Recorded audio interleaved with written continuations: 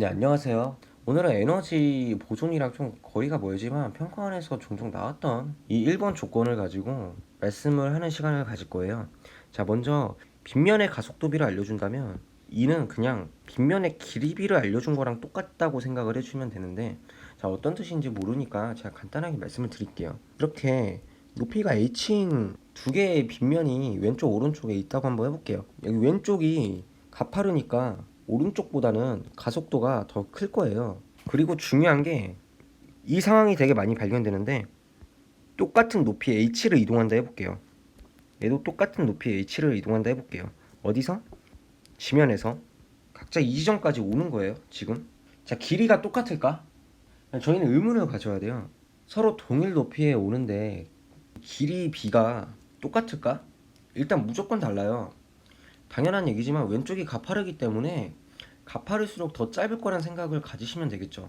좀 더 극단적으로 말씀을 드리면 동일 높이 h라도 경사가 굉장히 완만하면 엄청나게 좀 긴 곳을 가야 돼요. 자, 그러면 여기서 제가 말씀드리고 싶은 게, 눈에 띌 수 있는 숫자를 써놓기 위해서 왼쪽과 오른쪽에 중력에 의한 가속도비가 3a 대 5a라고 한번 해볼게요. 자, 이러면 제가 말씀드리고 싶은 얘기는 얘를 S1이라고 하고 얘를 S2라고 할 텐데, S1과 S2의 길이비가 무엇이냐가 바로 튀어나올 수 있어야 돼요. 얘를 알고 모르고가 엄청난 차이를 만들기 때문에 그렇습니다. 자, 결론부터 말씀드리면 가속도 비의 역수가 빗면의 길이비예요. 그래서 S1과 S2는 5대 3의 길이비를 가져요. 가속도 비의 역수의 값이 빗면의 길이비였던 상황이에요. 다시, 일단 첫 번째로 가속도비를 알려준다면 그냥 그 조건은 빗면의 길이비를 알려주는 조건이라고 똑같이 생각을 해주시면 돼요. 똑같은 얘기예요. 한 번 더, 가속도비를 알려주면 이 조건 자체는 그냥 빗면의 길이비를 알려준 조건이다. 그냥 머리에 박제를 해놓고 가시면 돼요, 이걸. 자, 증명을 간단하게 해드릴까 하면 왼쪽 빗면의 각도를 세타1이라고 해볼게요. 오른쪽 빗면의 각도를 세타2라고 해볼게요. 그러면 3a라는 값은 g sin 세타 1에 의해서 나온 값이고, 5a라는 값은 g sin 세타 2라는 값에 의해서 나온 거예요. 오른쪽에다 간단히 쓰면 sin 세타 1 그리고 sin 세타 2가 3대 5인 상황인 거죠. 그리고 sin 세타 1은 다시 sin의 정의에 따라서 S1분의 h라고 쓸 수 있고, sin 세타 2도 S2분의 h라고 간단히 쓸 수 있겠죠. 그래서 제가 말씀드린 결론이 나오는 거예요. 자, 얘를 응용하는 문제를 보고 갈게요. 자, 20학년도 6월 19번 문제인데, 얘를 간단히 문제를 볼게요. 자, 문제를 같이 읽어보면 수평면에서 운동하던 물체가 왼쪽 빗면을 따라 올라갔대요. 이렇게 위로 올라가고 있는 상황이다. 곡선 구간을 지나서 오른쪽 빗면을 따라 내려온다.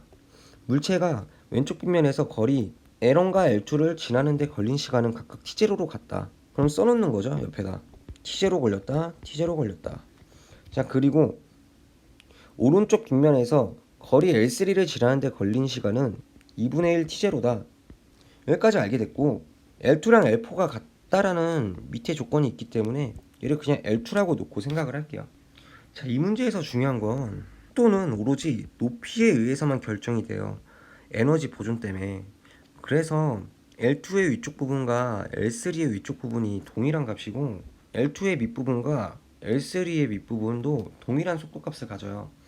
이 말인즉슨 일단 당장 L2와 L3를 비교해 봤을 때 그 둘 간의 평균 속도는 동일하다는 것이죠.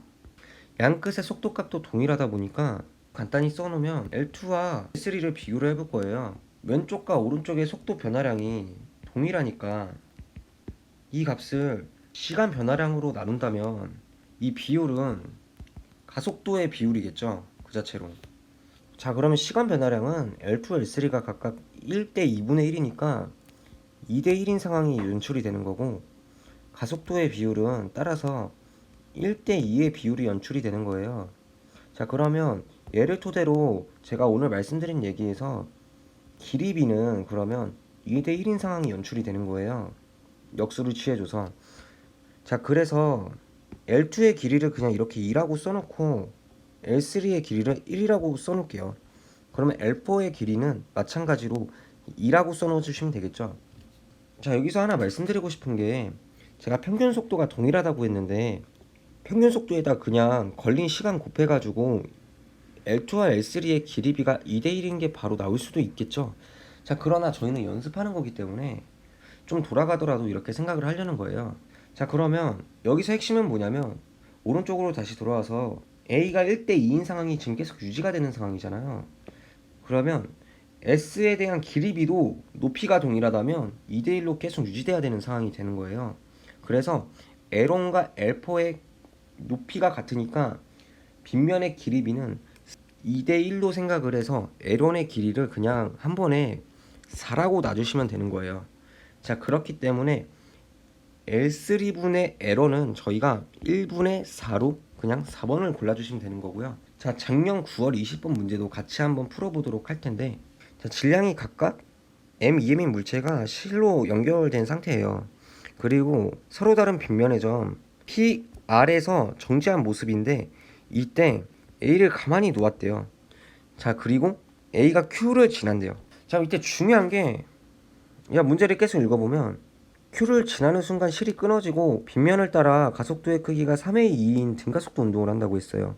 자, 그러면 일단 이거를 3의 2인 등가속도 운동을 한다는 걸 저희가 어떻게 활용하는 거냐면 PQ랑 RS의 길이비가 각각 동일 높이니까 2대 3인 걸 생각을 할 수 있겠죠.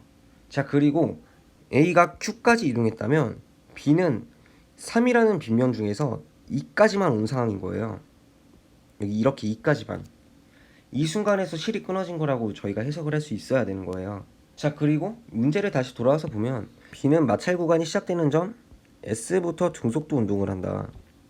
자, 이거는 제가 많이 말씀드린 조건이었죠. 아무튼 인지를 해주시고, 자, 이제 중요한 조건이 또 나오네. A가 수평면에 닿기 직전 A의 운동 에너지. 자, 이 부분은 그냥 Q에서 이제 시작을 하는 거잖아요.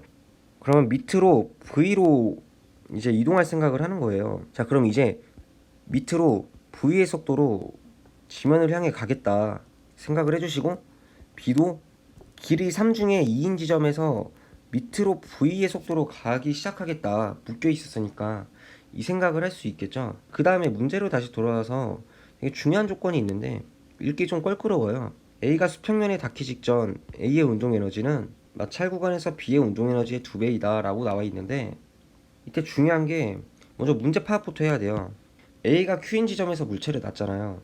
그러면 지금 이렇게 시계 방향으로 이동하고 있던 상황이기 때문에 Q에서 A의 속도는 이쪽으로 그냥 V만큼 가고 있었다고 하고, B랑 속도가 동일해야 되니까 아래쪽으로 V로 향하고 있었다고 생각을 할 수 있겠죠. 자, 이제 문제를 제대로 풀어볼 건데 이 PQ 사이랑 RS 사이에 공통된 높이를 3등분으로 쪼갤 생각을 해야 돼요. 그래서 제가 살짝 쪼개고 보면 이렇게 쪼개도 되겠죠.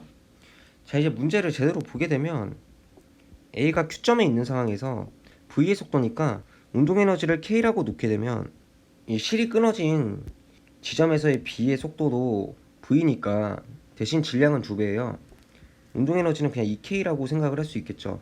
이제 위치 에너지에 대해서 설정을 해줘야 되는데 저는 그냥 여기 가운데 부분의 길이를 3으로 그냥 놓고 생각을 할게요. 그러면 질량이 M인 A의 물체의 위치 에너지는 H1 더하기 3이라고 오른쪽에 기입을 할 수 있어요. 자, 그러면 A가 수평면에 닿기 직전 상황이 궁금한 거니까 A의 운동 에너지는 K 더하기 H1 더하기 3이라 쓸 수 있고 위치 에너지는 빵이라고 그냥 생각할 수 있겠죠. 자, 그리고 B에 대해서는 S에 대한 정보가 중요해요. 지금 실이 끊어진 지점과 S 지점 사이에 높이가 1 차이 나기 때문에 질량이 2니까 위치 에너지는 2가 감소되고 이만큼 운동 에너지로 더 추가적으로 전환돼요. S 지점을 2K 더하기 2, H1이라고 생각을 할 수 있겠죠. 그리고 중요한 얘기가 나오죠. 자, 그리고 A가 수평면에 닿기 직전 A의 운동 에너지는 구했고 마찰 구간 B의 운동 에너지는 구했잖아요. 이렇게 이 값의 2배가 이 값이라는 거잖아요. 그래서 식을 간단히 세워보면 K 더하기 H1 더하기 3은 2 곱하기 2K 더하기 2겠다. 이 생각을 가져주실 수 있겠죠. 자, 여기까지 보면 두 개의 미지수가 나왔고 하나의 식이 더 필요하다는 걸 알 수 있고, 그 부분은 P에서 Q로 이동할 때, 즉 실이 끊어지기 이전에서 구할 수가 있어요. 자, 이 부분은 간단하게 생각을 해보면 A와 B 입장에서는 운동 에너지, 위치 에너지에 대해서 어떤 분석을 할 수 있는데, 지금 B의 위치 에너지만 싹 다 손해보는 상황이고 나머지는 다 올라가고 있어요. 그러면 에너지 보존 법칙에 따라서 이 세 개의 합이 B의 감소된 위치 에너지량의 변화량 값과 동일하다는 걸 이용해서 식을 하나 더 세울 수 있겠죠. A는 운동 에너지를 K만큼 이득받고 B는 2K만큼 이득받겠죠. 질량비가 1대2니까. A의 위치 에너지는 지금 3만큼 이득 본 상황이겠죠. P에서 Q로 가는 높이의 길이가 3이기 때문에. 자, 그리고 B가 손해본 값은 여기 있는 2랑 높이 2만큼 손해본 거기 때문에 질량이 2m인 물체니까 4만큼 손해본 거예요. 그래서 3K 더하기 3이 4라는 걸 쉽게 알 수 있고, K는 3분의 1인 것까지 확실히 알 수 있겠죠.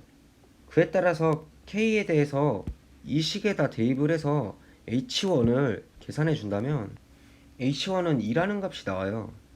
그러면 H2는 지금 그림에서 보시다시피 3을 추가적으로 더해줘야 돼서 5라는 값이 나오겠죠.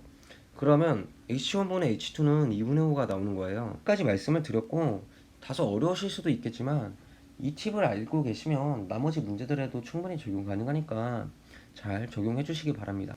지금까지 도움 되셨다면 구독과 좋아요 부탁드리겠습니다. 감사합니다.